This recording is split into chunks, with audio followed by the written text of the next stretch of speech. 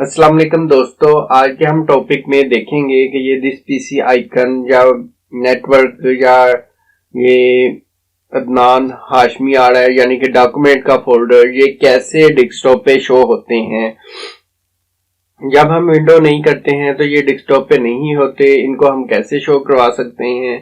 चलिए स्टार्ट करते हैं। स्टार्ट करने से पहले जिसने हमारा चैनल अदनान हाशमी अभी तक सब्सक्राइब नहीं किया वो लाजमी सब्सक्राइब कर ले। मैं इसकी राइट क्लिक करके पर्सनलाइज में जाता हूँ। इसमें जाके तो आप देखते हैं कि यहाँ पे मेरे पास सेटिंग ओपन होती है।